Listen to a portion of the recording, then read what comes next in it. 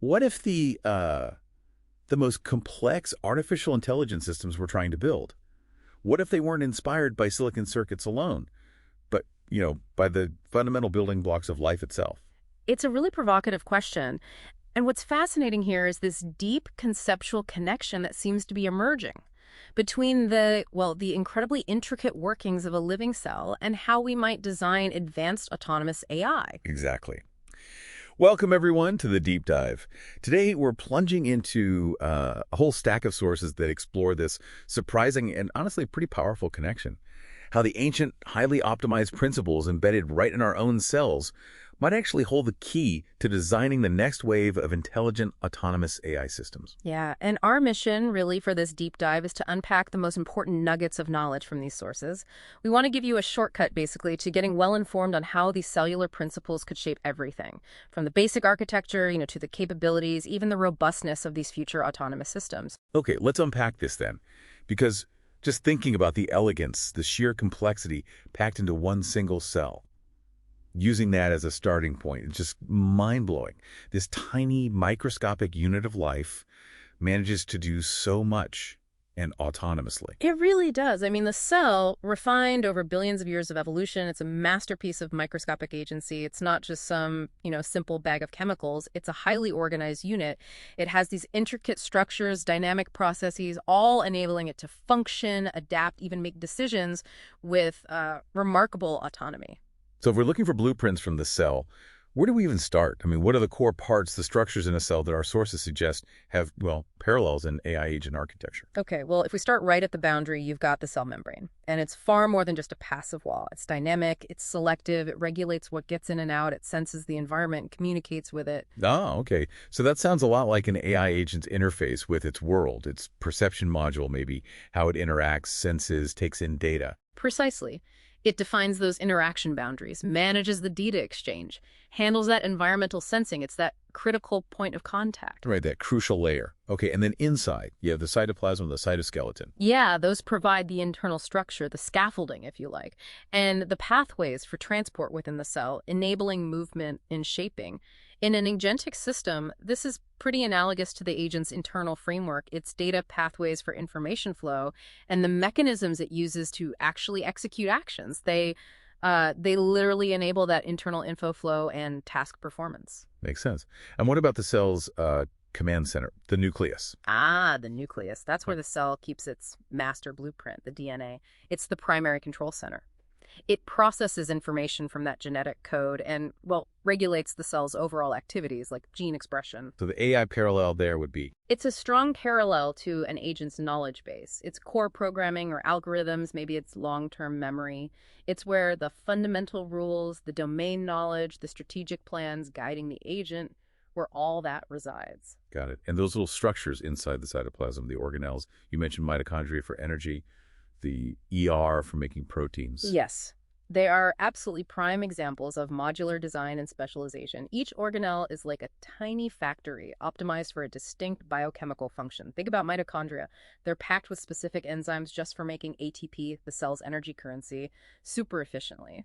So that directly mirrors this idea in AI of having specialized agents or modules within a bigger system, each one optimized for, say, perception or planning or knowledge retrieval. Exactly. One module for image processing, another for complex calculations, and so on. Pure modularity.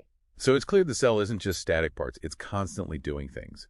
These dynamic goal-directed processes, metabolism, signaling, homeostasis, repair, replication. Absolutely. And all these processes are aimed at fundamental cellular goals. Survival, function, reproduction. And what's really crucial here, the sources emphasize, is that cells aren't just passively reacting. They make dynamic decisions based on signals, both internal and external. Decisions like? Like deciding to differentiate into a specific cell type, or migrating towards nutrients, or even initiating self-destruction apoptosis if it's, say, terminally damaged or potentially cancerous. This inherent capacity for complex, signal-driven decision-making, it establishes the cell as a truly autonomous entity with its own embedded goals. And that's a really powerful conceptual starting point when you're thinking about artificial agency. Which brings us neatly to agentic AI. Yeah. Because this feels like a different beast compared to the more task-specific AI we might be more familiar with, right? It's definitely a significant shift, a paradigm shift, you could say. Agentic AI systems are designed for a high degree of autonomy. They operate with minimal human oversight once they're given a goal. Okay. And they're reactive, adaptable. They sense and respond to their environment, learning as they go. Yes. Constantly perceiving and responding, often learning and adjusting their behavior based on that feedback. And proactive, too. Goal-oriented. Taking initiative. That's key. They take initiative to pursue objectives without needing constant prompting or step-by-step instructions. And they typically employ sophisticated reasoning and planning. They often break down complex problems, develop multi-step strategies, sometimes using techniques like chain of thought reasoning. Chain of thought. Yeah, it involves breaking down complex problems into intermediate steps, kind of like how a person might work through a tricky problem logically. And importantly, especially when you have multiple agents, they often have communication capabilities. They need to interact with other agents, sometimes with humans too. So a typical agentic AI architecture. Yeah. It would include that perception module we talked about, the knowledge base or memory, a reasoning and planning engine. Right. Plus an action execution module to actually do things in the environment. Yeah. And crucially, a learning module or some kind of feedback loop. That's what allows the system to adapt and improve over time based on its experiences and outcomes. And you made a point earlier. It's important to distinguish between maybe a single AI agent, which itself could be complex, maybe LLM driven, and a full agentic AI system. Yes, that's a really important distinction our sources draw. A single AI agent, even a sophisticated one, might be kind of analogous to a unicellular organism. It performs many functions, but operates largely as a single unit, maybe focused on specific tasks. Okay. An agentic AI system, though, is often more like a multicellular organism. It involves multiple, often specialized agents. They collaborate, they share information, maybe through shared memory or direct communication, and they operate under a more complex, orchestrated autonomy to achieve bigger system-level goals. That multicellular analogy is powerful. It really is, and this multi-agent trajectory we're seeing in AI development, it strongly mirrors the evolutionary path of life, doesn't it? From single cells to complex organisms built from interacting specialists. Yeah, it does. It shows we're not just mimicking individual cell parts, maybe, but potentially mirroring these really powerful organizational principles. So, okay, let's dive into how specific cellular principles offer these useful analogies for actually engineering artificial agents. Our sources highlight several key ones. Right. The first one we already touched on is modularity and specialization. We saw it with organelles. Cellular components are highly specialized mitochondria for energy, ribosomes for proteins, each optimized internally.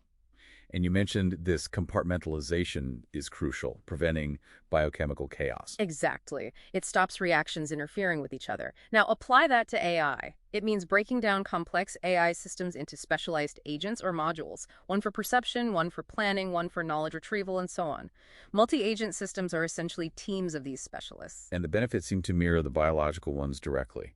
Better efficiency, easier scalability, simpler maintenance, and just the capacity to tackle incredibly complex problems by dividing the labor. Totally. But there's a fascinating nuance here, the sources point out. Just having lots of specialized agents isn't the whole story for efficiency. Cellular efficiency also really depends on the proximity or ease of interaction between components that need to work together frequently. Proximity, how so? Well, the sources mention membrane contact sites, or MCSs. These are actual physical connections, like little bridges between different organelles.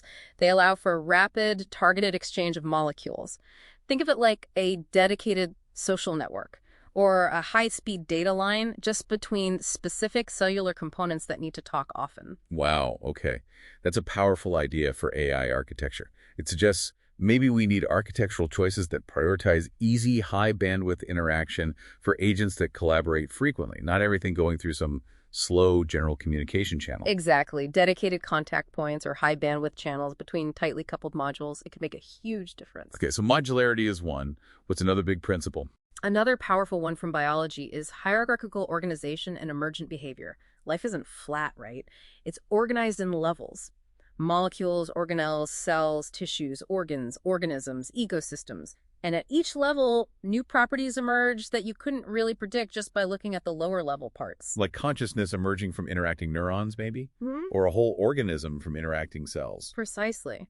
And in AI, we see this informing hierarchical multi-agent systems. You can have simple agents following relatively simple local rules, but their interactions lead to complex, intelligent system-level behaviors that weren't explicitly programmed into any single agent. Ah, like swarm intelligence, inspired by ants or bees or even bacteria. Yes, that's a compelling model. Simple agents, local rules, leading to complex global behaviors like efficient foraging or nest building. And this kind of distributed control, Yeah. it offers great robustness, right? Adaptability. No single point of failure if one agent goes down. Exactly.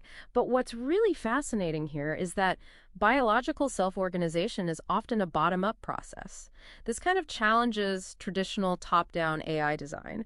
It suggests AI might benefit hugely from frameworks that allow for more emergent design, where agents can maybe self-organize their roles or communication pathways dynamically based on need. That sounds pretty radical, like AI evolving its own structure.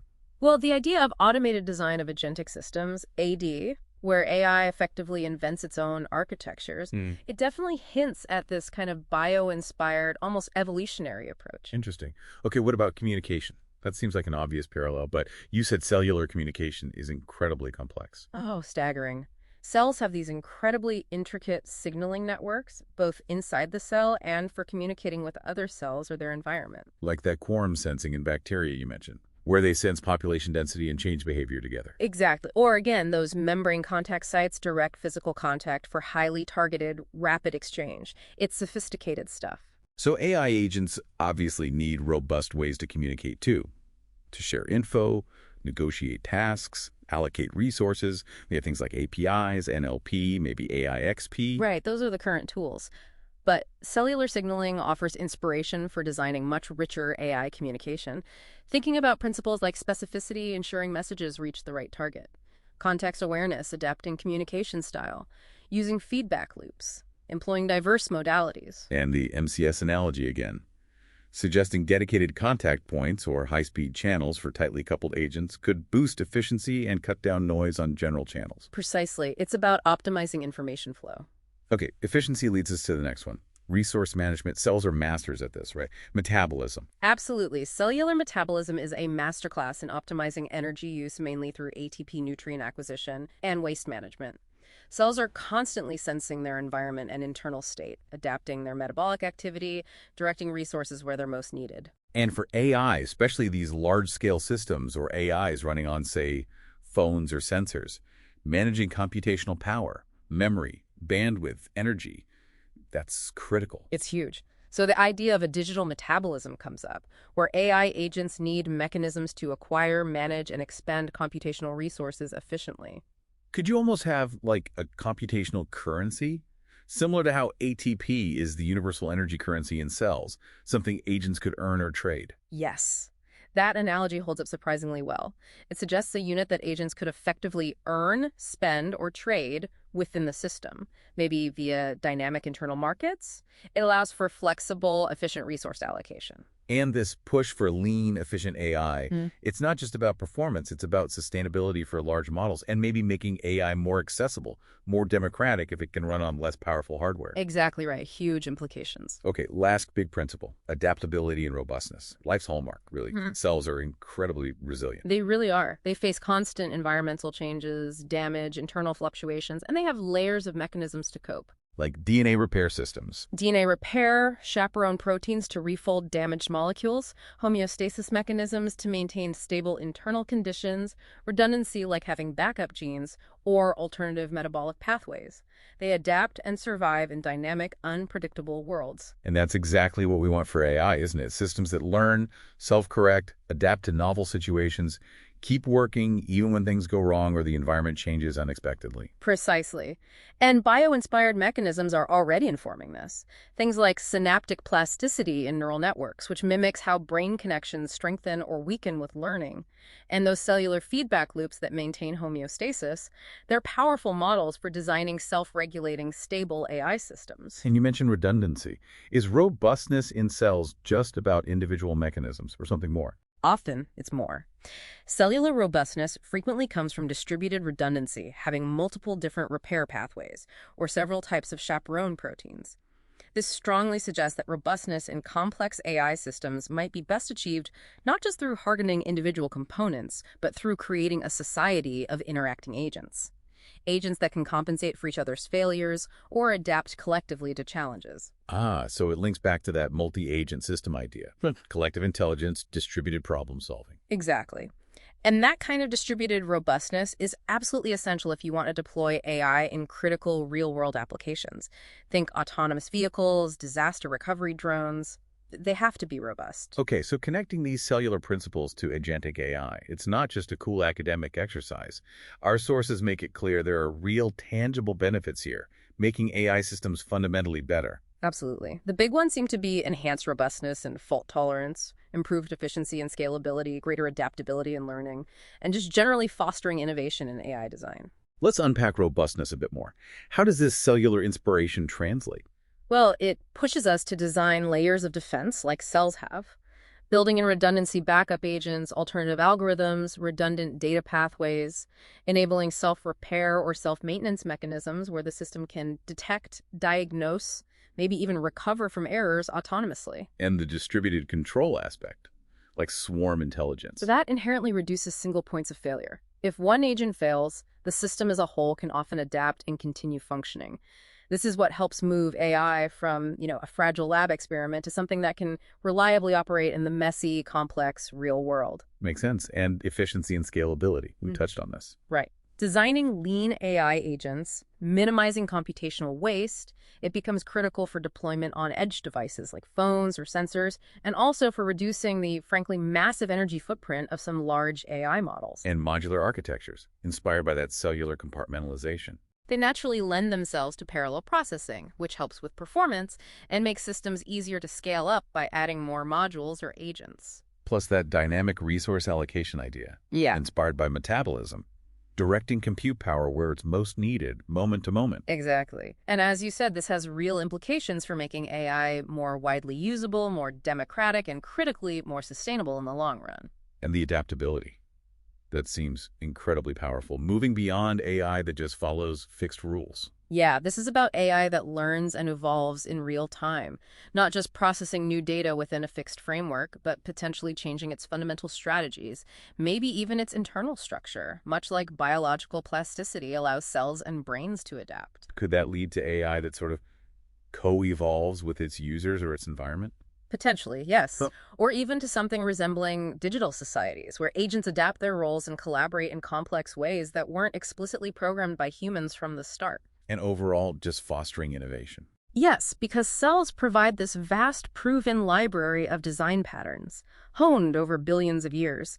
Adopting this kind of systems thinking that's inherent in biology, it can guide us towards building AI that's not only more powerful, but potentially more resilient, maybe more interpretable, and perhaps even more aligned with complex biological or human systems. It pushes the boundaries. It's really inspiring to see how these concepts are moving from, theory and analogy into actual research, actual applications happening right now. Yeah, definitely. One really key intersection is the use of agent-based modeling, or ABM, in biology itself.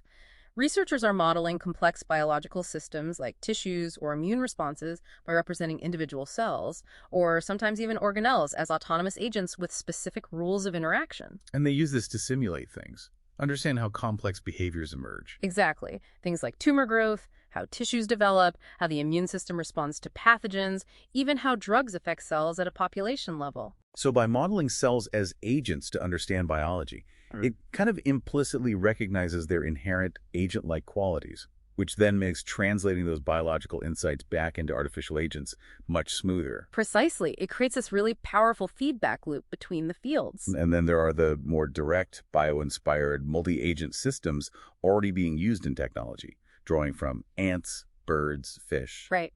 Collective behaviors in nature are a huge source of inspiration. Think swarm robotics, where lots of simple robots collaborate on tasks like exploration or construction, especially in dangerous environments. Or optimizing logistics and supply chains, managing smart grids, telecom networks, environmental monitoring, All great examples. These systems typically rely on principles like decentralized control, self-organization, and achieving robust problem-solving capabilities from the interactions of many simpler agents. And now we're seeing agentic AI starting to accelerate scientific discovery itself, particularly within biology. You mentioned systems like Spatial Agent. Yeah, Spatial Agent is designed as an autonomous AI agent specifically for spatial biology research. It can help design experiments, analyze complex spatial data from tissues, even generate hypotheses. It uses LLMs, tools, adaptive reasoning. It's quite advanced. And those AI co-scientist projects. Right, often built as a coalition, a team of specialized AI agents working together. They mirror the scientific method generating hypotheses, proposing experiments, summarizing literature, refining protocols iteratively, like having a team of AI research assistants. Multi-agent systems are also being applied to complex bioinformatics tasks, apparently, like designing analysis pipelines. Yes, designing and troubleshooting those complex workflows. And more broadly, of course, AI and machine learning are now fundamental tools for deciphering cellular decision-making processes, understanding gene regulatory networks, predicting protein functions. It's everywhere in modern biology. So it really creates that powerful feedback loop we talked about. AI helps us understand biology better, Giving us richer, more detailed models of cellular and organismal intelligence. which in turn provides even deeper, more nuanced inspiration for the next generation of AI. It's a genuine coevolution of the fields. It really is. You see this practical convergence happening strongly in areas like bioinformatics and drug discovery. To be effective there, AI agents increasingly need to be capable of reasoning about complex biological systems. And to do that well, they are almost by necessity having to embody or be inspired by the very organizational principles of life itself. Of course, drawing inspiration from something as, well, staggeringly complex and finely tuned as life, that can't be easy. There must be significant hurdles. Oh, absolutely. The biggest challenge is probably translating this immense biological complexity into practical engineering principles for AI. Cells are incredibly intricate, down to the molecular level. We don't want to, perfectly replicate every single step of the Krebs cycle in silicon. That would likely be inefficient. Right. We need to abstract the core functional principles, the underlying logic of, say, efficient resource management, or robust error handling, or adaptive signaling. Finding that right level of abstraction powerful enough to be useful, simple enough to actually implement that's tricky. It requires deep expertise in both fields. And as these agentic AI systems scale up, with potentially thousands or millions of agents, managing their complexity must become a huge issue. Huge. Coordinating vast numbers of agents, handling the communication overhead, ensuring they all remain coherent and aligned towards some global goal, especially when control is distributed. It's a massive challenge. Does biology offer clues there too? It does. Biology demonstrates how hierarchical structures and modular designs manage complexity across incredible scales, from single cells to entire organisms built from trillions of interacting parts.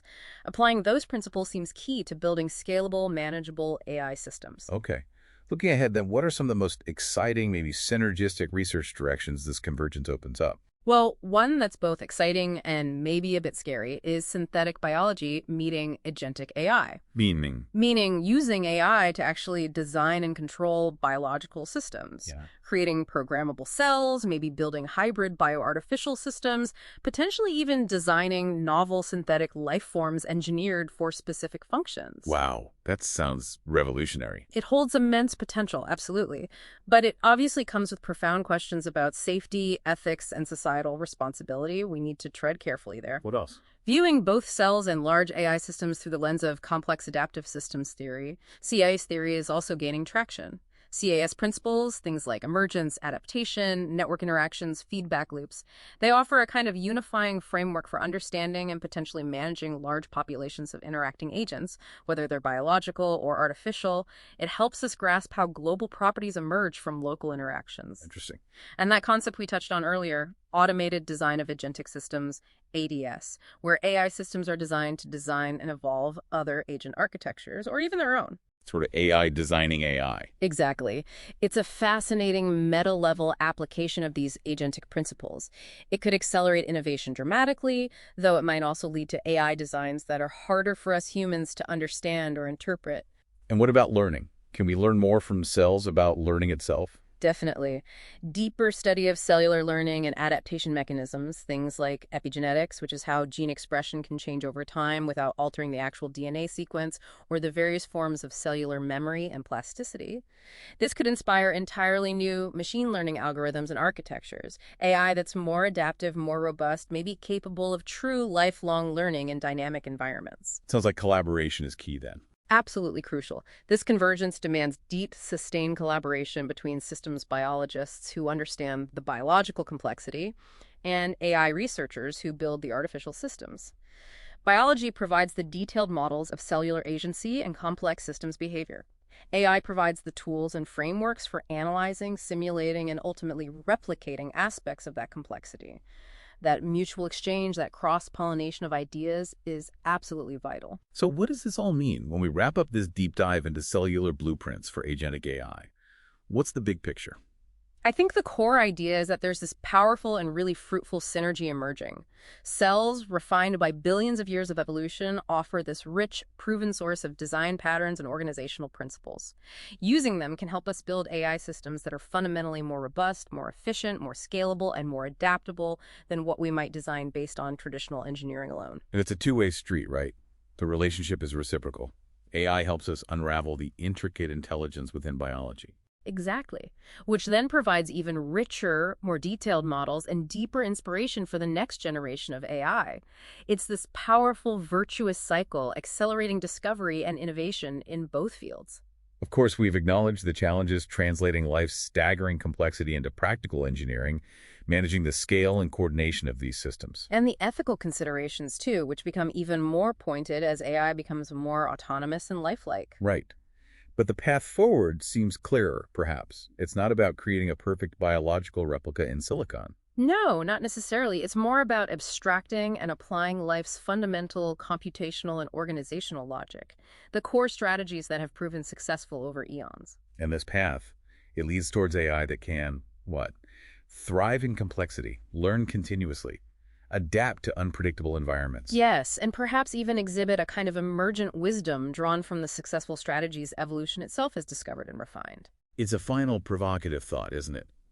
As AI becomes more lifelike by incorporating these deep biological principles, it might just compel you, the listener, to fundamentally reevaluate your own definitions. Definitions of life, of intelligence, of autonomy itself. It's not just a technological journey we're on here, it's becoming a philosophical one, too. Definitely something to think about. We encourage you to keep exploring these fascinating ideas.